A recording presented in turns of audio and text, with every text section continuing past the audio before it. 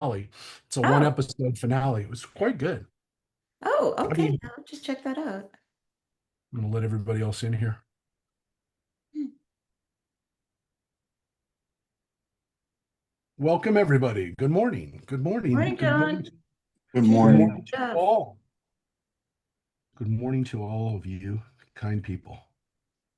Wait a second. Is it working? Yes. As Rosemary said, I'm gonna have to try to keep this. I got a horrible glare from, or it's not a glare, it's horrible sun coming in on my head. But it's just the time, it's just the time of day we're at. But hope Well, the everybody's sun should having, move, and hopefully that will fix yes, the problem. in a few minutes. Or the earth But will yeah, move, rather.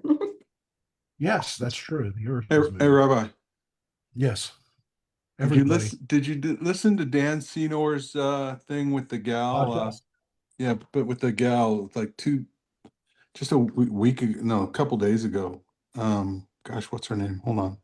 Wonderful podcast. Oh my gosh, she's so smart. Hold on, I'll tell you. Hold on. What was her name? Alana Newhouse. No, I didn't hear it because I haven't heard it in a couple of days. Yeah, So yeah, it's a bonus available episode. It's on the Zionism podcast. for everybody. Okay. It's just Alana Newhouse. Yeah, Alana Newhouse. It's wonderful to listen to that. Also, All right. I told you I'm listening to Rubio, or I was. I'm done now. Testifying Van Hollen from Maryland. Was not no, I not don't nice. I don't have I don't have kind words to say about the fellow. All right, all right. So I apologize to everybody. I'm fighting a cold. I've been fighting a cold for the last few days since Thursday, but according to everybody, it's just a cold. So I apologize for a little bit of coughing. I'm much better than I was a couple of days ago. Like Saturday or Sunday, I was really laid low. But so we're gonna have a little bit shorter class today than normal, but and we're gonna read an interesting tale today, which is the second version, I would say, of a really problematic story, which is Abraham and Sarah. Um, Another version of, well, as I titled it, "Take My Wife" again as a joke, but it really is. It really is a repeat of the story. Now, I do want to say at the outset, so what we finished off last week was we did Sodom in two parts, and I really say three parts because we had the Avraham arguing on behalf of Sodom 3 weeks ago, and then 2 weeks ago we looked at the first part of the story, which is really the Lot and the angels and the the climactic story of Sodom getting hit. We finished with Sodom getting hit with the fire and brimstone. And then last week, the aftermath, which is the story of Lot and his daughters, who gets, I would say, some type of righteous narrative justice in that they end up, he was going to throw them out to be raped, and they ended up raping him. So it's a weird, it's a weird story all around, and it's a very biblical story. And I mean that because we have certain types of stories, right? We have biblical stories, we have Greek stories, Greek tragedies, we have Grimm's fairy tale type stories, we have Shakespearean, style stories. There's certain styles that we see. And the Bible does have a style. The Bible style is not happily ever after, and it's not necessarily tragedy. It's more of a, as we're going to see in Genesis and to some extent in the whole story of the narrative all the way through King David and his family. The stories never really end up the way you think they would necessarily, but there's a resolution that's oftentimes messy, oftentimes problematic, and you get from point A to point B, but you sometimes go through X, Y, and Z to get to point B, and and it really is, I hate to say it, it's life. And of all the styles of stories, the Bible probably reflects real life more than anything else, which is interesting because, again, when you look at the heroes and you look at the protagonists and the antagonists, there's a lot of complexity to them. and none of the characters come out perfect, and it's kind of what life really looks like, what leadership really looks like, what families really look like, what we really look like. And so today's story is definitely one of those stories where, we'll go through it. We'll have a chance to read chapter 20 today. It's not a long chapter, and it's probably one of the least focused on um, stories in Genesis in a way, because we have the earlier version in chapter 12 with Abraham and Pharaoh, and that's the first version, and it's also Pharaoh, and it's so it sets up a little bit the Egyptian stories in Exodus. But this story, yeah, is not as well known, but it does have definitely some lessons to teach us. And remember, it comes just after Sodom and just before. And remember, the story of Sodom, if we will, part one, or the prequel of Sodom's story, is the Annunciation story of Abraham and Sarah being told that they're going to have a child this time next year. And so that also is in the background, that they are going to have a son. And then we have the Sodom story. And then now we have this story, which is we're going to get to, maybe makes some of all the whole continuity of this problematic when you think about it. So Rosemary has been gone for the last few weeks. Rosemary, do you want to take us through this journey of Abraham, if you will? Avraham journeyed from there to the region of the Negev and settled between Kadesh and Shur. While he was sojourning in Gerar, Avraham said of Sarah, his wife, "She is my sister." So King Abimelech of Gerar had Sarah brought to him. But God came to Abimelech in a dream by night and said to him, "You are to die because of the woman that you have taken, for she is a married woman." Okay, so this story is very similar to the Egyptian story, the story in Egypt. In this case, though, Abraham is not outside of his territory. Abraham is in Gerar, which is in the Negev, which is part of the Promised Land. It's in the area around Beersheba. So this is part of his area, but it's inhabited at the time, as we know, by Canaanites.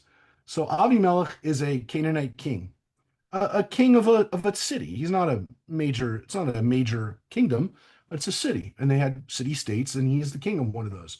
The word Abimelech, as you can hear, means my father the king, which is also a Hebrew name.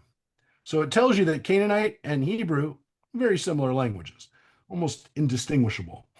And this king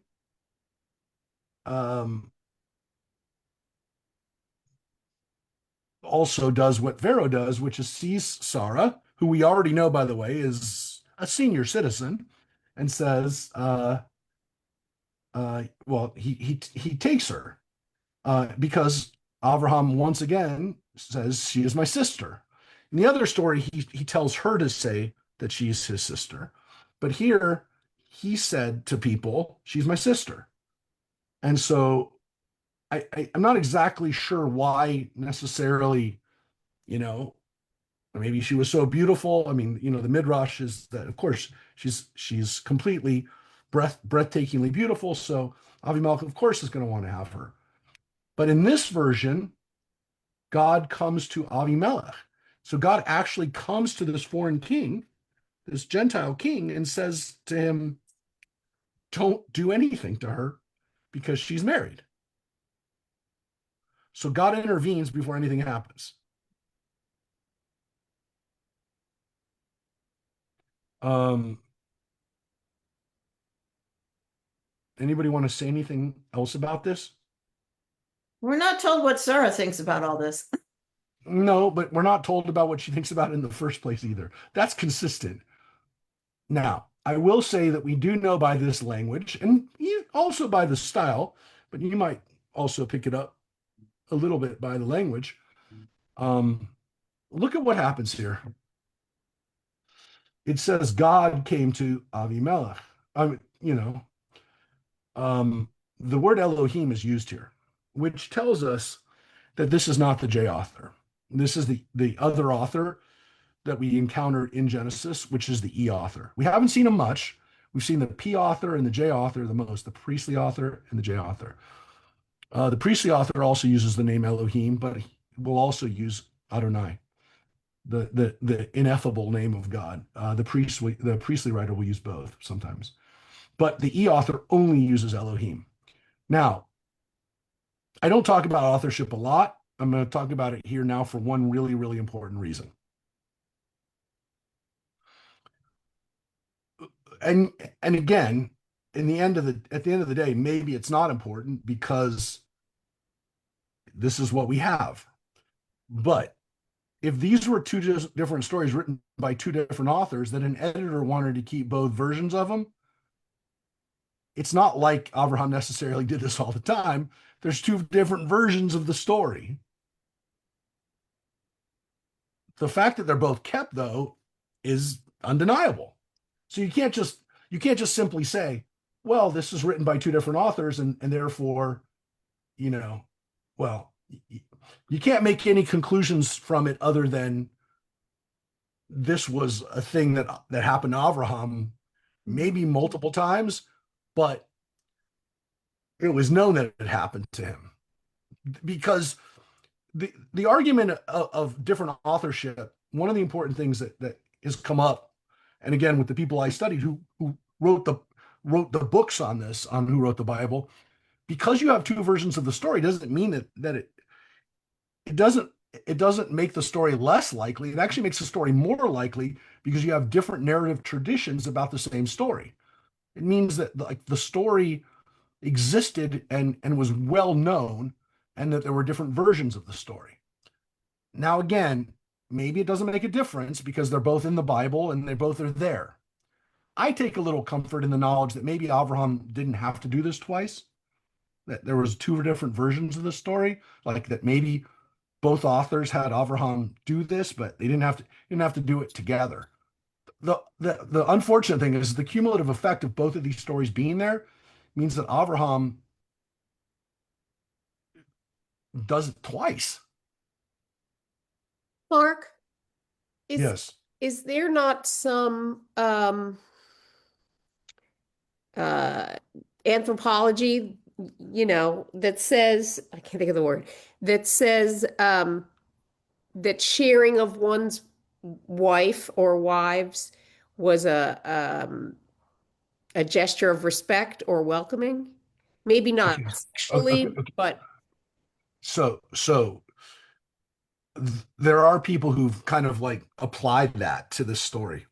There's a few things that really don't work with that, which is we don't have Canaanite. I mean, you can make that supposition, but we have nothing that we have from Canaanite writing that would indicate that this was something the Canaanites did. We also don't have any, we have no versions of Egyptian stories that they did this either, which are the two foreign people that he does this with. So that's why I'm telling you there's a little bit of a problem with applying those kinds of ideas to this, which are, yeah, it's possible that in some cultures that was something that they did, but we don't have any evidence for it here and at this time. So I and to some extent, Judith, the story basically sets up that this was not supposed to happen. Like, if there's no indication here that, like, it's all based on a lie, right? I mean, Avram has to lie for this to happen. It's not like they did it because they were just going to do it anyways. They're in the Egyptian story, at least. Avraham says to Sarah, "Tell him that you're my sister, otherwise they'll kill me and take you. You'll spare my life if you do this." This is not even That's not even said here in this story. Um,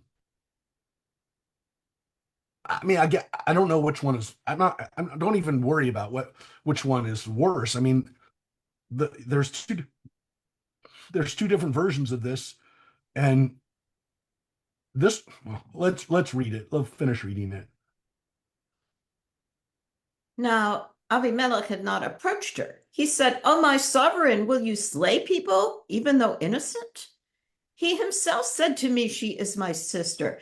And she also said, 'He is my brother.' When I did this, my heart was blameless, and my hands were clean." And God said to him in the dream, "I knew that you did this with a blameless heart, and so I kept you from sinning against me. That was why I did not let you touch her. Therefore, restore the man's wife. Since he is a prophet, he will intercede for you to save your life. If you fail to restore her, know that you shall die, you and all that are yours." Mhm. So, um, so God basically says, I know you didn't do anything wrong. That's why I'm telling you now, but you better do the right thing, you know, restore the man's wife. And no, there's a lot here. There's a lot here. He also says to him, he's a prophet. It's an interesting way of introducing Avraham. No one's ever called him a prophet before. It's the first time we ever had the word prophet. So God explains him to somebody as a prophet. Now, that's an interesting idea, right? Because if God is trying to describe Avraham to somebody who's a Canaanite, he doesn't want to tell him the guy's a king, because if he's a king, then he's a rival, right? And Avraham isn't a king. Avraham is not, he never tells Avraham, you're going to be king over this whole land. That word's never used. And he says you're going to be a father to many nations. But the best way that God can describe what Avraham is to a Gentile is he's a prophet. It's an interesting description, right? It's not necessarily what you would have expected God to say about this, about this guy.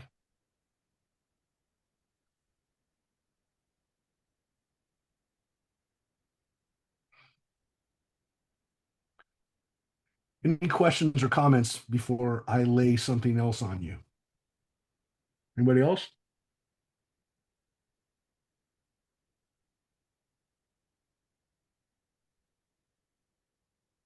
Anybody have anything to say about Avimelech here?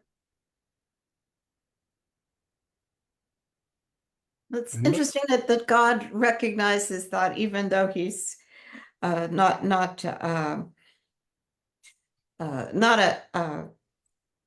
one of Abraham's tribe, or he's still blameless. Yep, yep, yep. And he You're not has, guilty just by reason of not being yep, of whatever we're calling Abraham's people at this time. yep. It's very interesting, right? He's almost the voice of reason, of moral clarity, if you will, you know, using and saying, you know, my heart was blameless. I mean, that's the kind of language from somebody who's actually trying to be a good person. Mhm. Now, think about where this story lies, right outside of Sodom. I mean, it's not necessarily right near Sodom, but it's right next to it, the juxtaposition to the previous story where we read about these horrible Canaanites in Sodom. They were Canaanites too. Mhm. And so, we leave Sodom and we're like, man, these people are monsters. Then it Yeah, and turns then out, we hear about, that all the Moabites and the Ammonites have this monstrous origin. And then we get yes, the story about, hey, maybe they're not so bad after all. exactly. So it really hits us with a just be careful. Don't walk away with thinking that these people are all, they're all bad. And, you know, as much as women were sometimes the most vulnerable, the most precarious position, this is not the case in this situation. Um, Interestingly, this story does have at least relayed to us the fact that Avimelech says, he said she is my sister, and she also said he is my brother, right? So he's relaying to God what both of them said, that they're Mhm. both complicit in this charade. Yeah. That he got the same story from both. Now, we are going to get the other part of this story. So you can see, Judith, I mean, there doesn't seem to be this idea that, like, this is what they did. This guy screwed up. He admits he screwed up, and he says, I wasn't supposed to do it, but I didn't know. I was blameless. So he's very, very, very Would clear it that, like, this. would it be possible though that it's consciously they're trying to separate themselves from others though? Like not, but like to say, look, the the um the Chinese, for lack of another choice, but that the people that live on that far coast do this. We do not. Oh, well, I don't know. Like, we don't have, first of all, we have no evidence of that. And almost all the evidence we get from Genesis, and I'm thinking about the story of Dinah and Shechem coming up, is that, like, no, they want to be married with us. They want to, they want to integrate us. There doesn't seem to be like a huge difference in a way, which makes this, again, when we know archaeologically there was not really a big difference between the communities. Um, it's interesting that we look at this and we go, yeah, they seem to be like really close in some cases. Sometimes they're really far apart.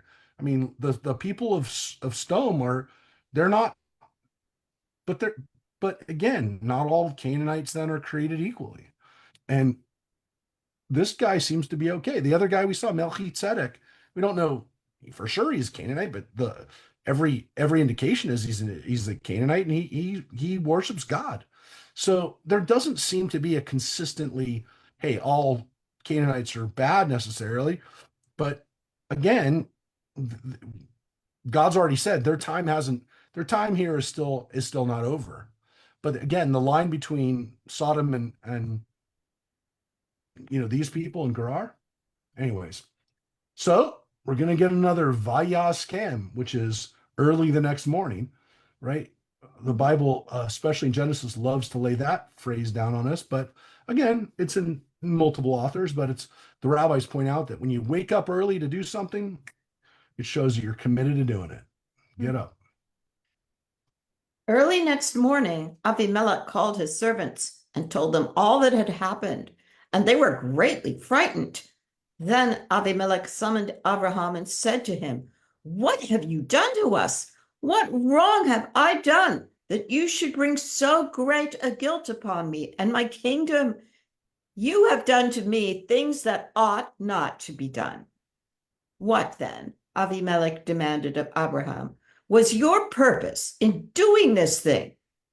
I thought, said Abraham, surely there is no fear of God in this place, and they will kill me because of my wife. So here you get here after the fact of the being released. Now we hear in this author the the the you know this is his justification for it. It's actually written better here from the standpoint of like telling a story, because in the other version we're told right away Abraham tells her because he's worried for his life. That get in a weird way, if we hadn't read that story before and this is the first time you read the story, this is one of those stories where, oh yeah, it all comes together. People were on not people were all messed up, and that's actually more like the Shakespearean story. Yeah, he's just coming out of Sodom, and maybe he's heard about what happened to Lot. Yeah, yeah, and so there's definitely can understand his motivation, right, for lying. And so he's now he's given it after the fact. So as readers, now we hear it. Okay. And then here's the kicker that we didn't get in the other version in chapter 12. And besides, she is in truth my sister, my father's daughter, though not my mother's, and she became my wife. So when God made me wander from my father's house, I said to her, let this be the kindness that you shall do me. Whatever place we come to, say there of me, he is my brother. And this is where you can have this story come second, because that indicates to some extent that he's done this before. And that's why, again, the stories line up fine and you can have both versions of him. But there's definitely a difference in the way these stories are told. There's definitely a difference, obviously, in the fact that one uses God and the other uses is Adonai. But you understand here, number one, also that Avraham, you know, and Sarah had this thing set up in every place they went. And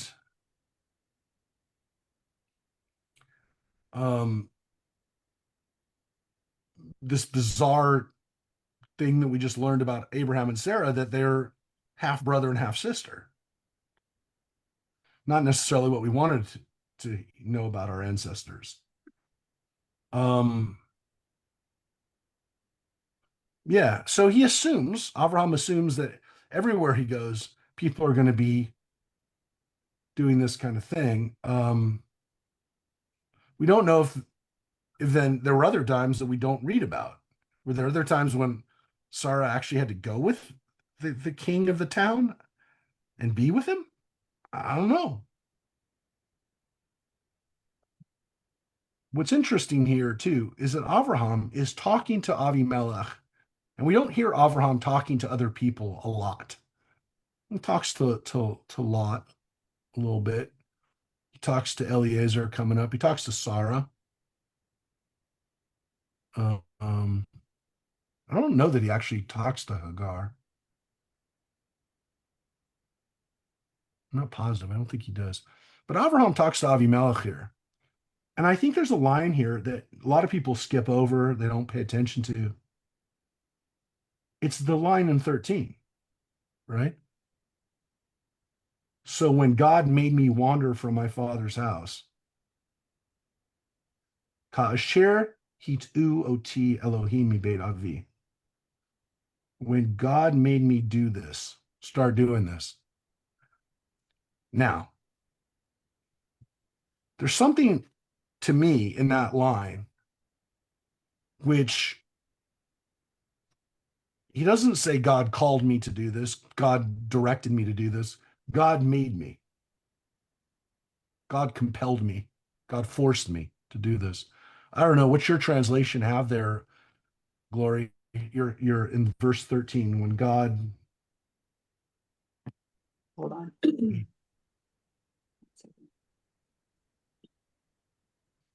When God and when God had me wander from my father's household, Yeah. I said to her, this is Sa- how you same can thing. what now? Yeah. No, that's it. I just Okay. had me wander, made me wander. Made me wander is actually a little bit closer. Mary, what does the King James say?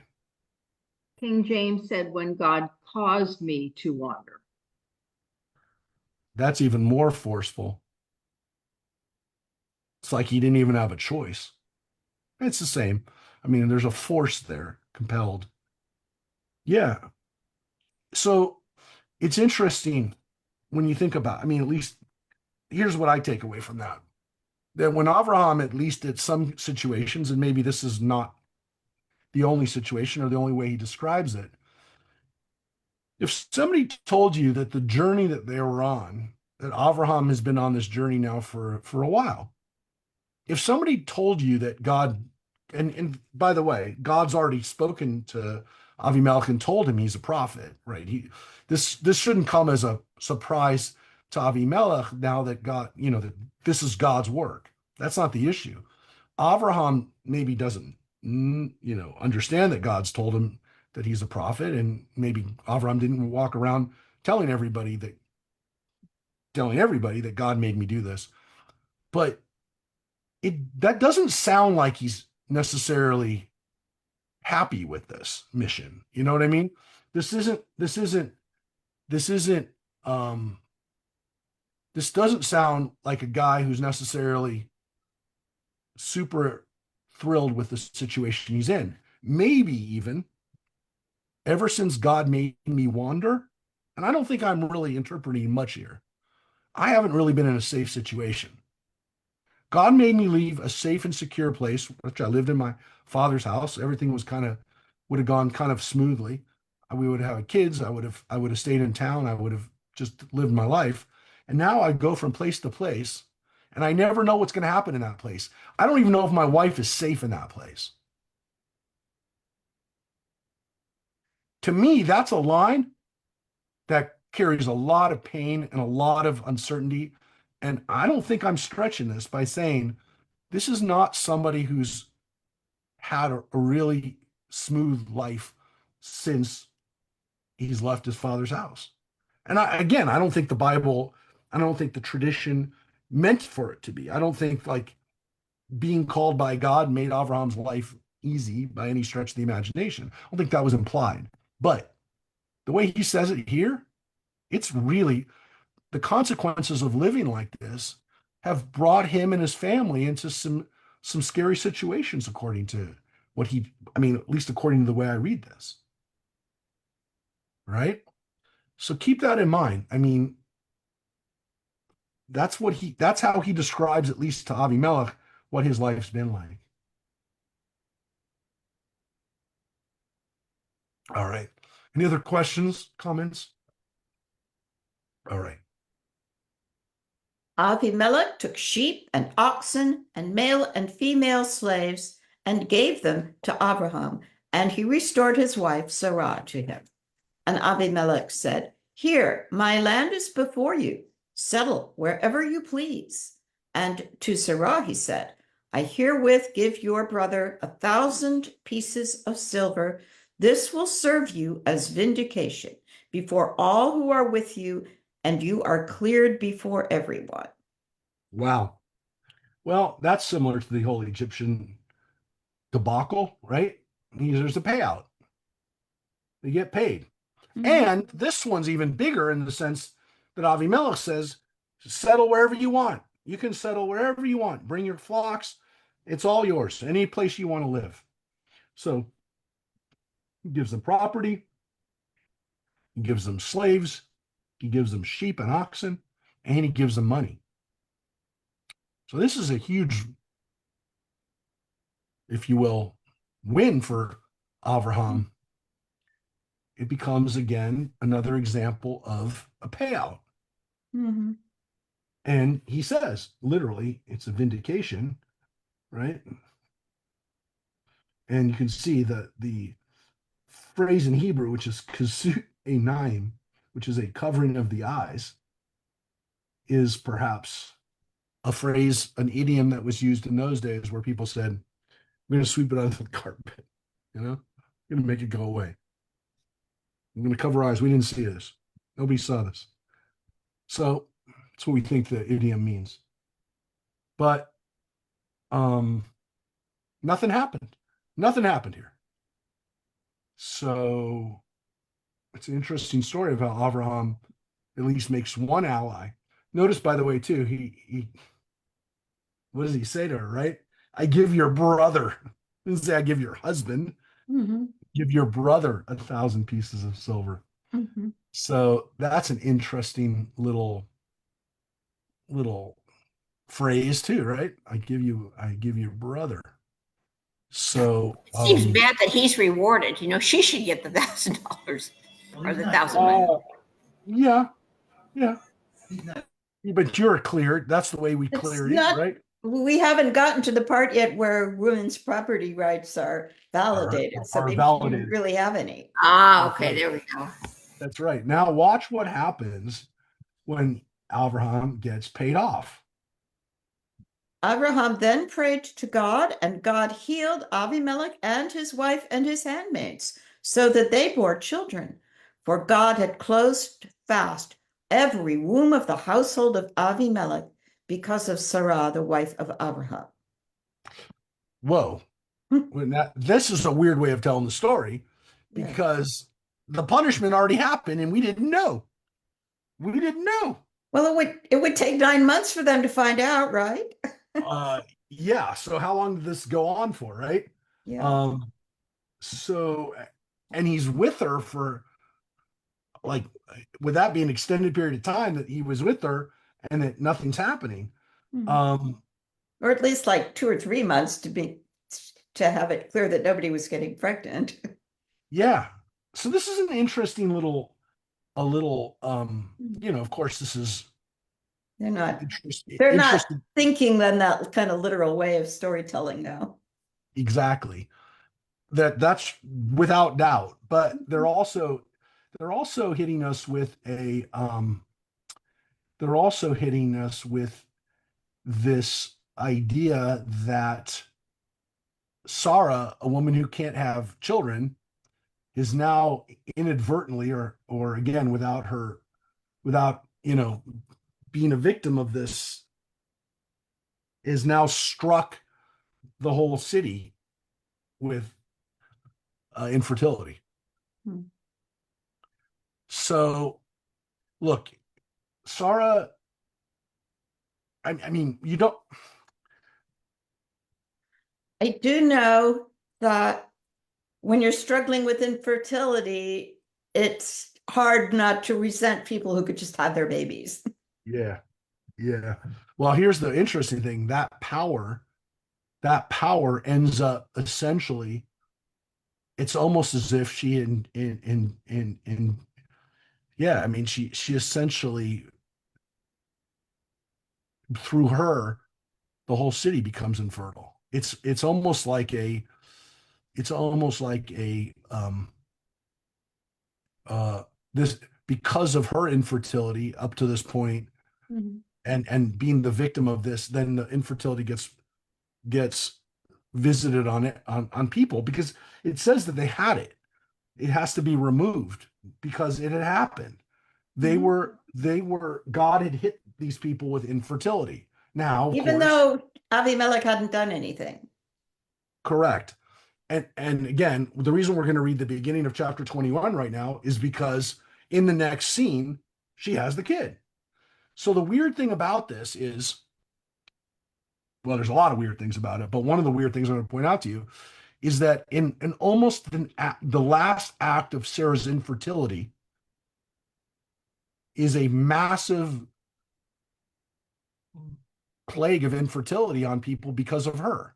It's almost as if there's like this release of the infertility, which then, you know somehow this act of purging uh, uh her infertility on everybody else winds up in literally the next sentence, and she has a baby. So it's definitely the position of the story, the editors, whoever, how they place this story together, is because the next line is Va'adonai pakad et Sarah. God remembered or took note. Remember that sometimes in our translation they translate God as God, and sometimes that should say the Lord took note. I mean, the King James and the other Bible translations probably say the Lord took note, but that's it, going back to the J author here. But the editor, the juxtaposition of this like fertility curse, then followed by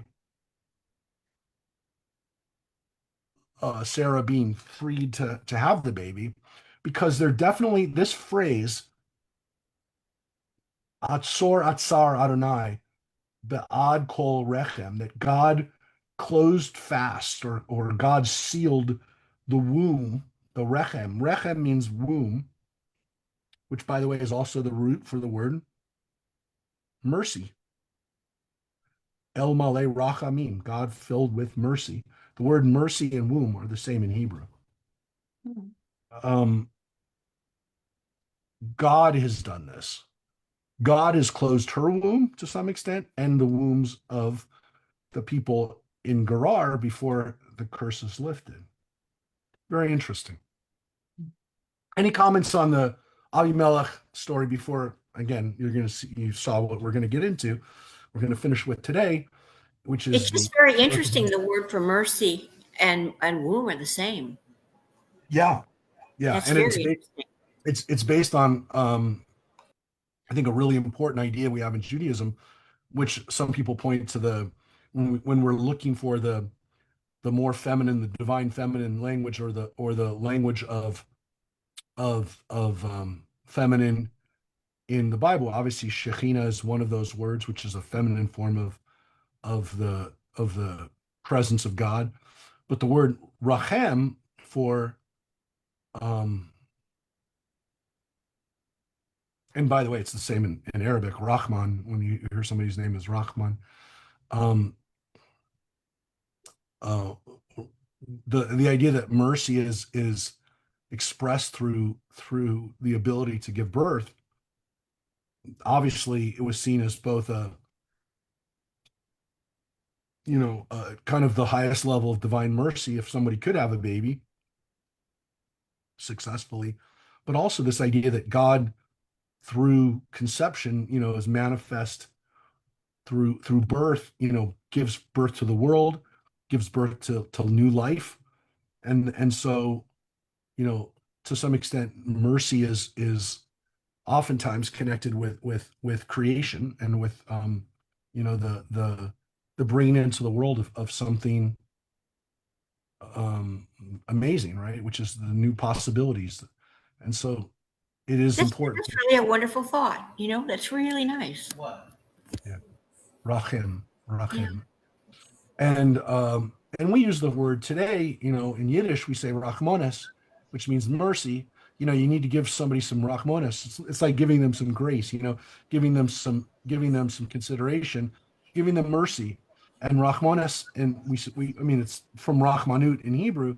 The word rachmanis means, cut somebody a break, give them some mercy. What would And the so Hebrew word for grace be in that sense? Give chen, we somebody say some. we say we say chen, which is favor or mercy or grace, favor or grace. But really, rachmanis is like the way it came in through Yiddish. We don't use chen. We don't use chen. In the Bible, they use matzah chen beinai, that I found favor in your eyes, which is, I found grace. If you cut me a break, which is actually we just had that phrase.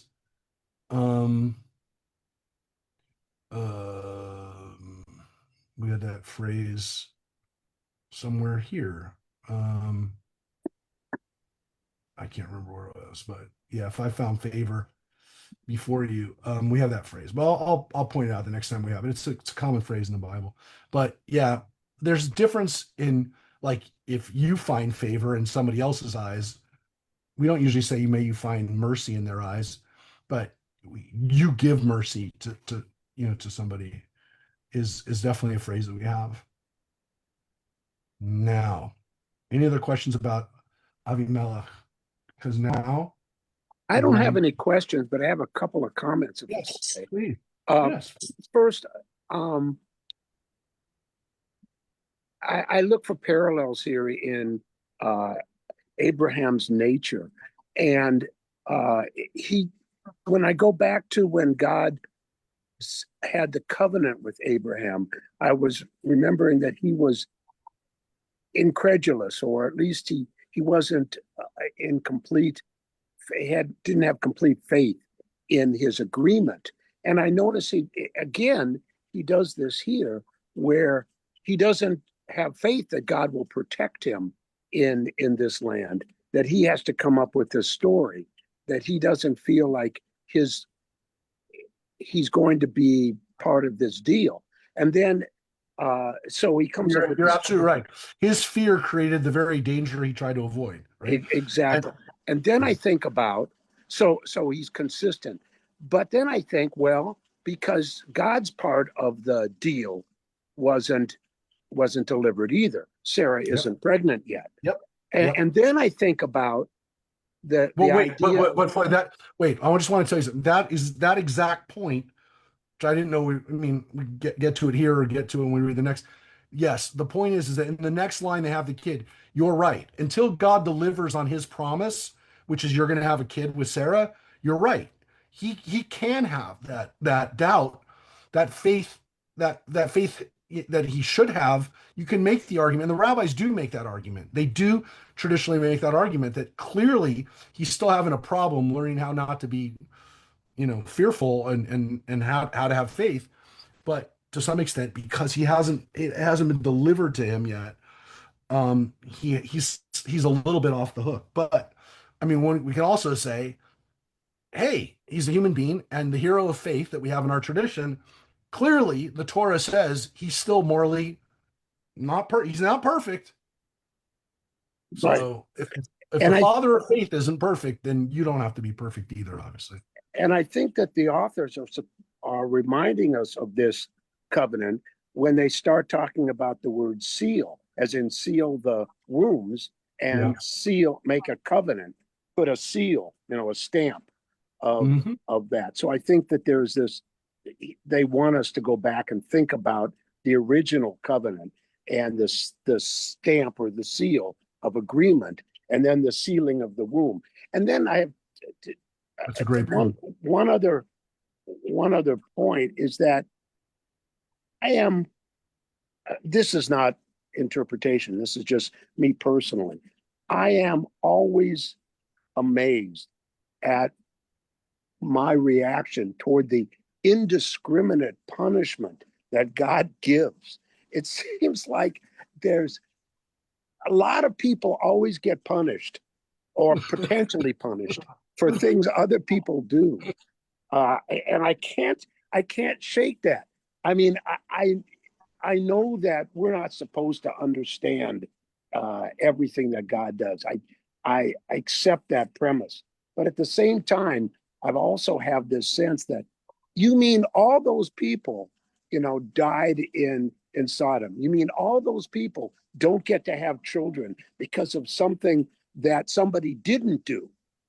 It just there's a human injustice that I keep shaking my head and saying, wow, this this is really unfair. Anyhow, that's just a personal comment. It wasn't a No, it's a great thing for us all to think about, because especially when it comes to war and it comes to some of the worst parts of life. And again, we oftentimes don't think of the consequences of what they're gonna, it's easy to read these stories and say, wow, God, it's pretty indiscriminate. And obviously I'm not just talking about, when we do things in war, but also when we, run our, we're, we're running a system, an economic system that to some extent is doing damage to you know to the earth at a level that we've almost now just figured we're going to have to just deal with the consequences somewhere down the road. We're going to kick the can down the road, and then we're going to have to come up with some. You read about these solutions where they're going to spray silicate up in the sky to reflect the sun, so that we can you know chill the planet back down. Which, by the way, every time you've seen like one of those horror, sci-fi apocalyptic movies, it's because somebody tried to fix, the problem that we already had. Yeah. It's a biblical, look, in the Bible, it all gets back to God. In our world, we can also say God's gift. The story of the Bible basically says you're the ones who are kicking the can. You're the ones who are causing these problems that innocent people are suffering with, and future generations will suffer with. And I think it's all it's right. interesting. It's all right here. Yeah, sorry. Go ahead. Yeah. No, No, that's it. just thinking it's interesting that we have this ancient understanding that individual actions can cause a mass disaster. Yep. Yep. These Yep. people are still struggling to get their minds around that. Oh yeah. Yeah. This is We as a again. we as a people also ask for forgiveness and confess our sins as a group. Yeah, absolutely.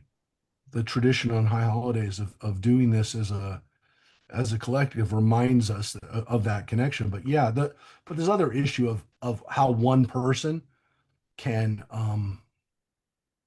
cause a lot of damage. I mean, to some extent, yeah, this fear that Avraham has, which winds up, Floyd's point is these indiscriminate people, these women who are in his household can't have kids, wouldn't have been able to have kids because Avraham didn't have enough faith that the wife would be left alone, and all the consequences are these people are punished like this. Now, again, the story has a happy ending, but it maybe wouldn't have worked out that way. And yeah. So let's get to this part because I want to at least read a few minutes of these probably just the first section here of Genesis chapter 21, the birth of Isaac. And of course, we know his name means laughter. Well, that's ironic. Let's read about the birth of Isaac. God took note of Sarah just as promised, and God did for Sarah what had been announced. Sarah conceived and bore a son to Abraham in his old age at the set time of which God had spoken. Abraham gave his newborn son, whom Sarah had borne him, the name of Isaac. Okay, let's look at those first three verses. There's a lot just in those first three verses. Believe it or not, there's a lot there. Anybody want to chime in on what you see there in these first three verses? Anybody see anything interesting in these first three verses? Anybody? Abraham does the naming. Usually it's the mom who gets to name the kid. That's definitely part of it. There's even more kind of telling. Look, some people say there's two different authors here. There's a priest author, and then there's the goes back to the E author, which is why Abraham names him and Sarah bore him, and there seems to be the very least, even well, again, if it's put together by two authors, one can make the argument that's where the redundancy is. But there's a redundancy here. Does anyone want to guess why the rabbis say there's a redundancy here? You're right. Part of it's in the fact that he names them, but that's only part of it. Look. Well, when is the promise to Sarah, right? God is to Sarah bore a son to Abraham in his old age. Abraham gave his newborn son, whom Sarah had borne him, the name Isaac. Why does it say three times that she bore him a son? What do you think the rabbis say? Did the rabbis say there were other kids? No. It's the juxtaposition of the two stories. The fact that Sarah just spent time with another guy. Oh. The rabbi said, hey, you told us nothing happened, but how do we know nothing happened? And the reason is the Bible's redundancy. The Bible saying over and over again that this was a son that was born to Abraham, that Abraham gave his newborn son, his son. It wasn't just Sarah's son, it was his son. So the tradition is. I wonder if the Bible doesn't protest too much here. No. But again, we could also say it's because the editor wove together two stories where one says he's born and the other one says he's born. But to me, it looks like it's two promises. God promised Sarah that she'd have a child, and also the second one to bore a son to Abraham. You know what I mean? It's two. They're promised to each. Okay, that's a nice way of looking at it too, because Sarah was promised, and that's what definitely the first one is definitely giving this. Remembers, pakad means to remember, to take note of, is actually, the literal, right? Is that's the accounting of, right? The word pakad means to literally take note, and write down and make an accounting of. And it says that she conceived and bore a son. Now, it also, of course, says exactly at the time that God said it would. But the fact that the rabbis interpret from this that when the baby came out, it was a spitting image of Abraham. There was no question who the father was of this child. He literally looked like his dad when he came out. Not that he's an old man when he came out, but that he looked like a younger version of Abraham. Like there was no question who it was. So that is why the Bible goes into this redundant language of that this is Abraham's son. This is not just Sarah having a kid, that this is Abraham's son. And again, um, Abraham does name him that, though we've already heard that he's going to have that name because um, um,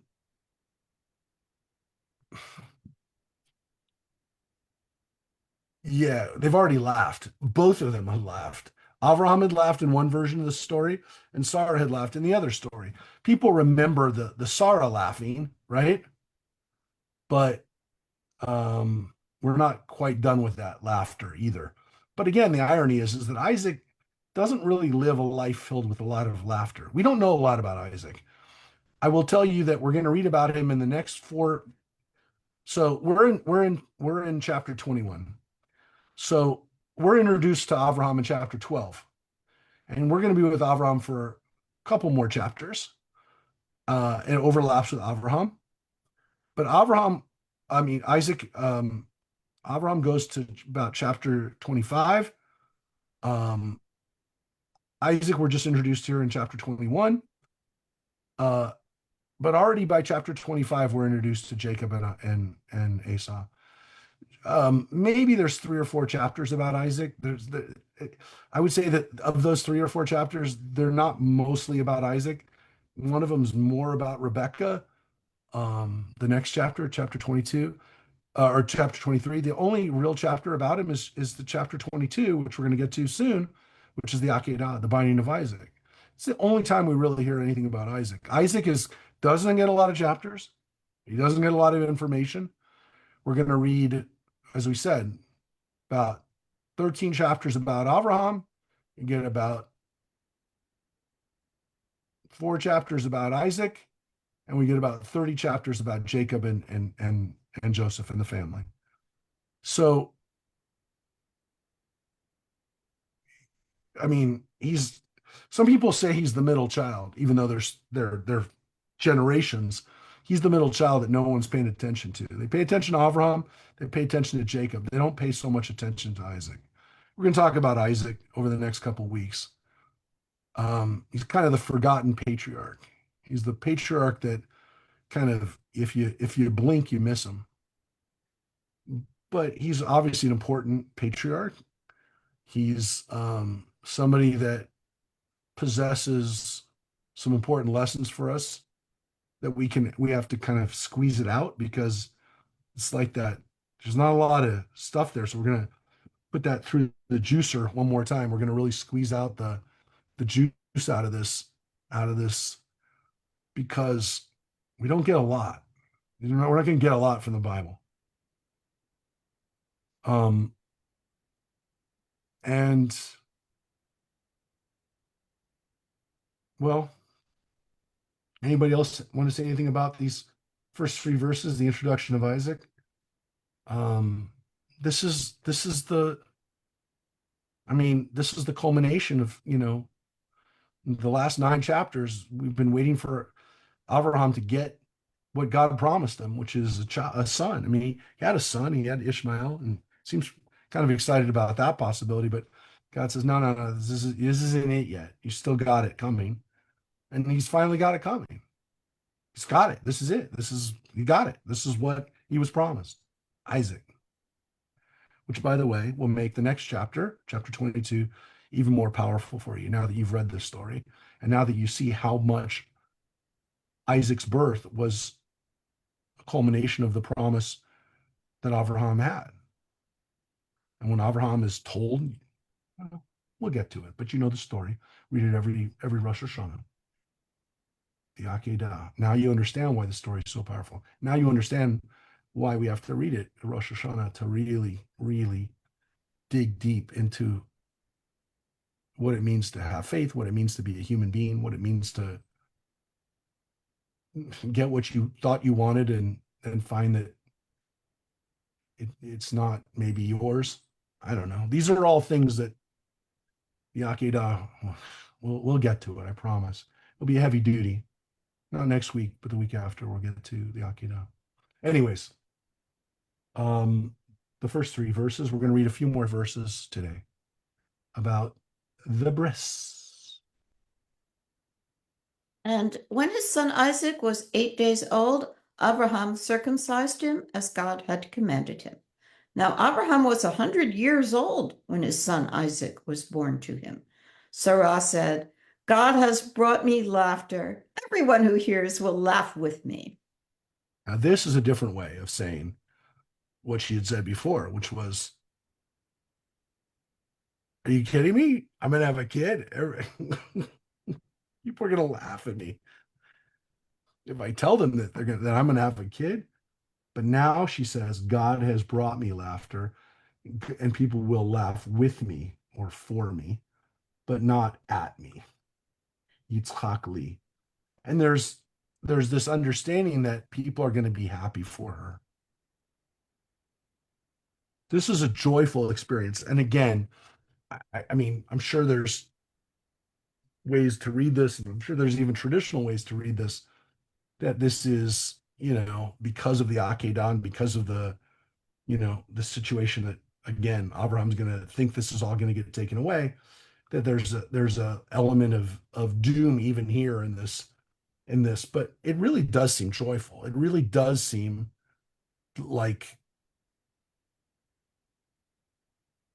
she's happy, he's happy, everyone's happy. Especially Everyone's after infertility, I can really Yeah. empathize. Yeah. That this is a woman who now has had this miracle happen to her, which she really never thought would happen. I mean, it seems like, again, she didn't really think it was going to happen even after God told her it was going to happen. Now that it's happened, now she can finally say. Now, we don't really know what it was like for her to be carrying a baby at 90, he's 100, she's 90. How do we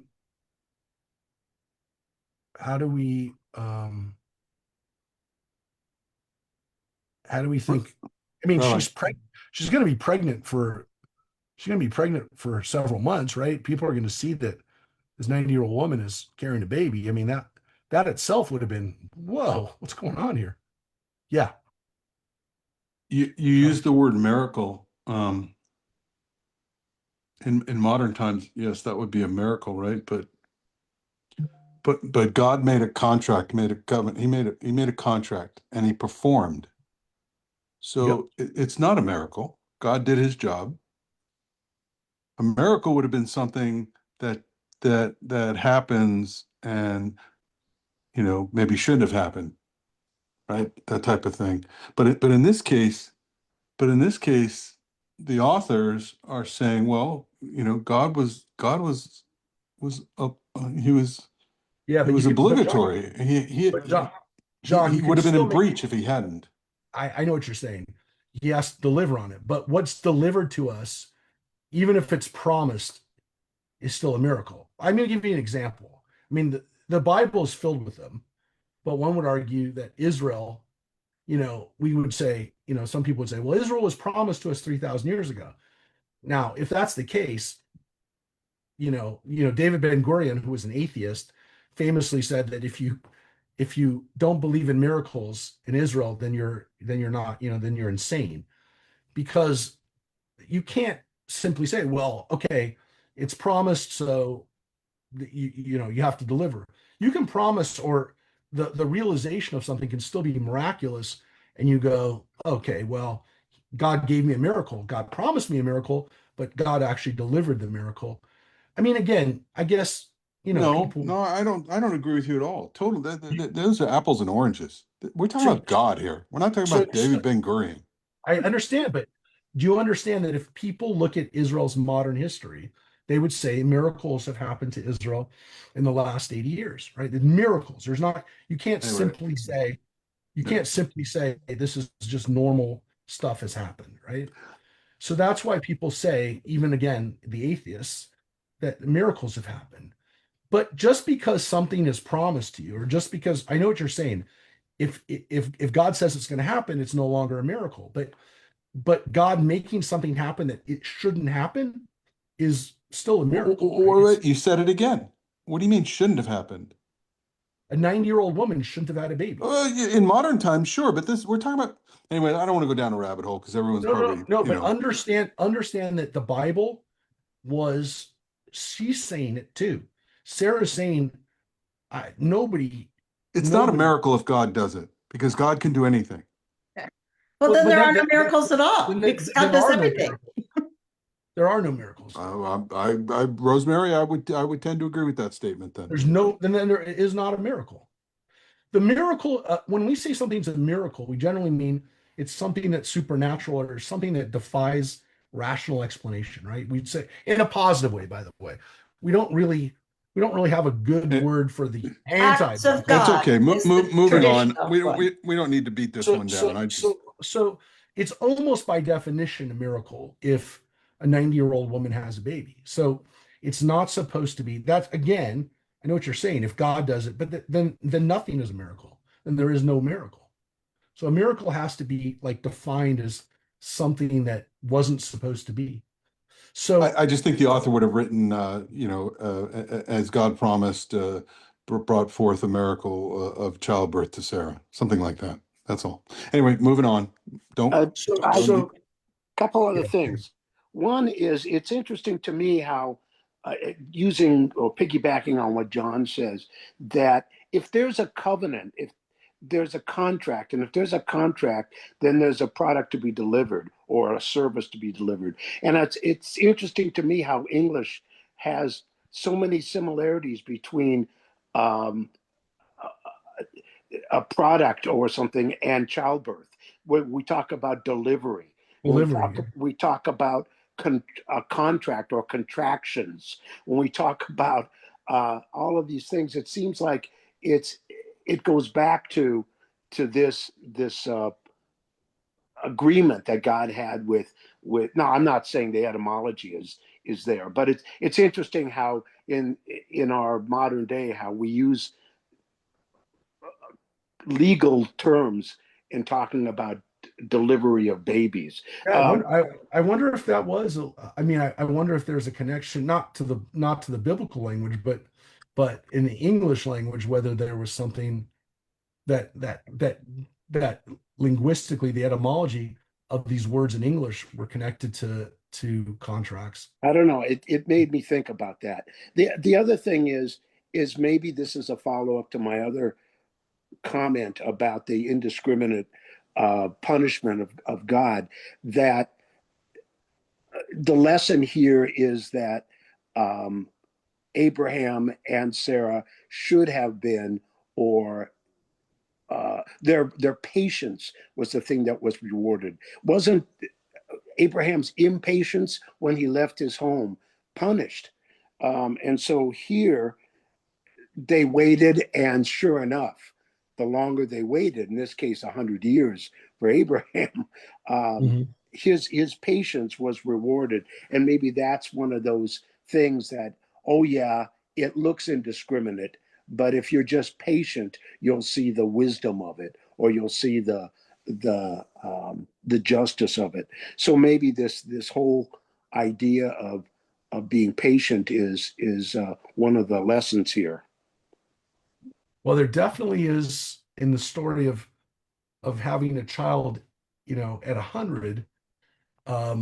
There's definitely pushing, pushing the envelope of how long people have to wait for the promise. And again, one can make the argument that proves to some extent having a woman who's so far beyond childbearing years giving birth is a proof of what happens when somebody has faith. That if they do, it's almost like this problematic, like, well, we're going to make you wait longer because when we wait longer and when this is delayed so long, it's just going to prove God's power even more. The fact that, yeah, they waited, they waited, they waited, and they got it. And and if you wait like really long, yeah, it's still gonna happen. And it's like it amplifies the miracles, how long they waited, their faith. Um, And well, yeah, let's read this line. We'll finish with this line here, which is we're not going to read the party scene. That's where we're going to finish, because this is going to lend itself to the next mini story, which is the story of Hagar and Ishmael, the second take of Hagar and Ishmael, the second version of the story of Hagar and Ishmael, if you will. So here's the last line of Sarah's little statement here. And she added, who would have said to Abraham that Sarah would suckle children?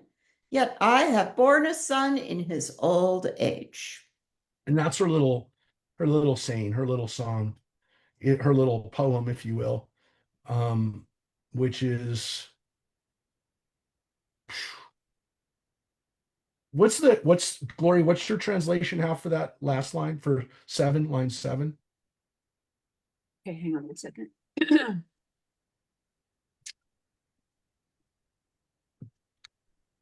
And she added, who would have said to Abraham that Sarah would nurse children? Yet I have borne him a son in his old age. Yeah. Um,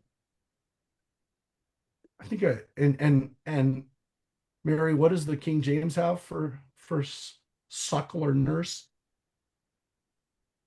That Sarah should have given children suck. Yeah, there's the King James. Um, I think suck or suckle seems to have more power than the word nurse. I think nurse sounds like it softens it a little bit. She gives birth to him, and nurse. Do you understand the power of that? That line is basically saying, I didn't just have a baby miraculously pop out. I'm nursing a baby. I mean, that's the full image of it. You got That's to why wonder if her whole body was rejuvenated. I mean, that poem, that little poem she says, is it's wild. It's a wild, it's three. I mean, they did it in 3 lines because the poem is essentially 3 parts, right? Who would have said to Abraham, Sarah would suckle children, but I've given a child in my old age. So it's got everything that we've read up until now. Abraham, right? He's part of this.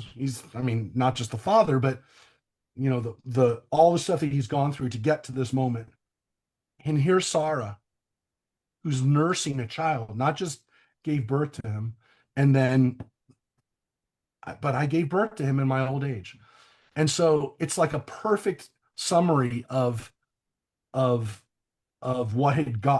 we got to this moment, which is this is a cause for celebration. This is a cause to literally behold the power of God, that this woman is nursing a child.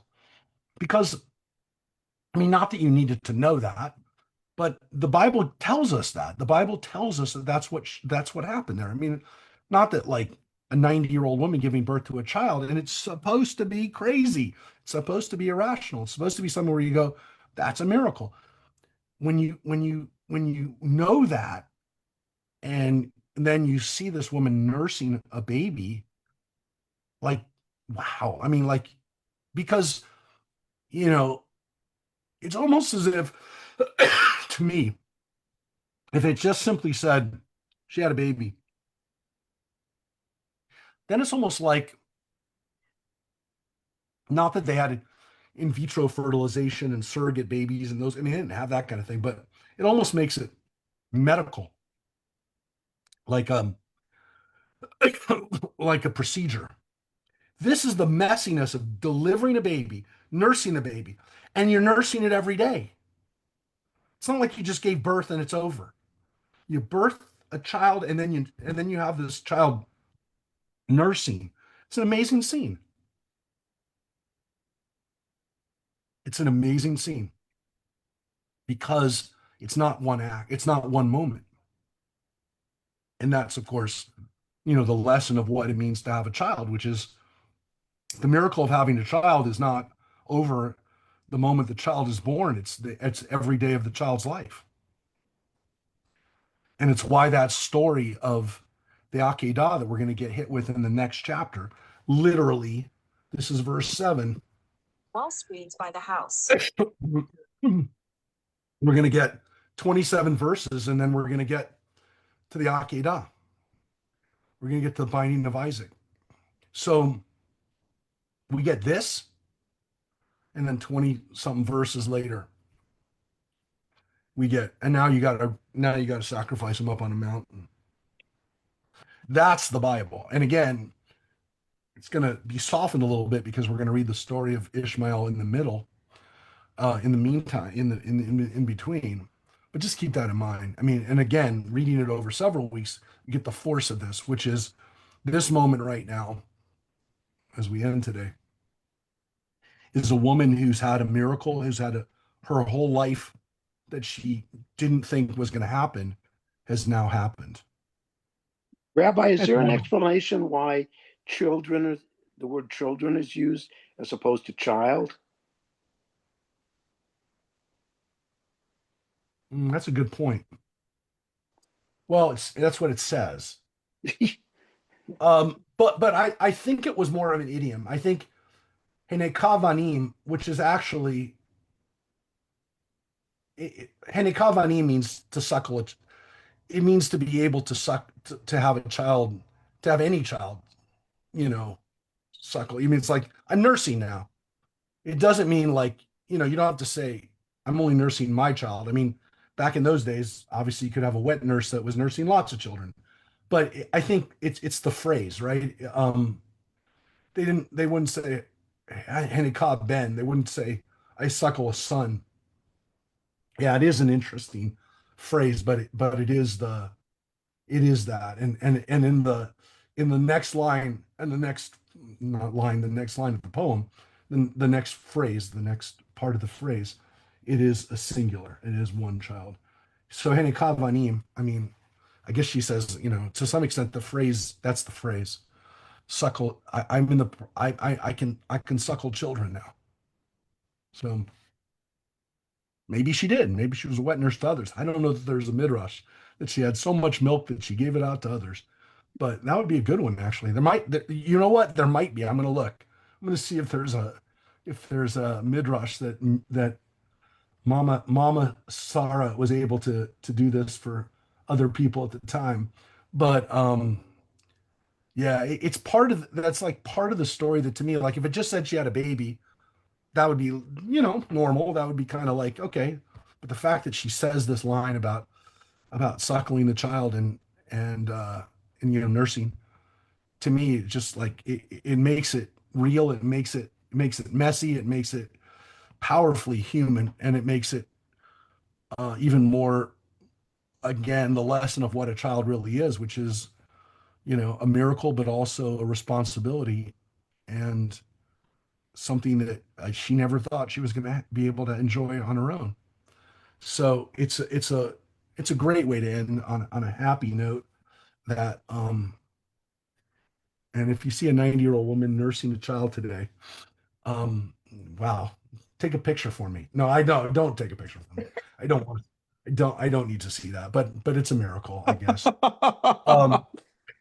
Now that you edit the Now that we video. have AI, anything can happen in a yes, picture. I don't even want to think about that.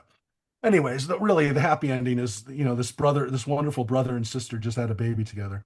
I didn't want you to go out with that. I don't mean it that way. I mean, this wonderful couple.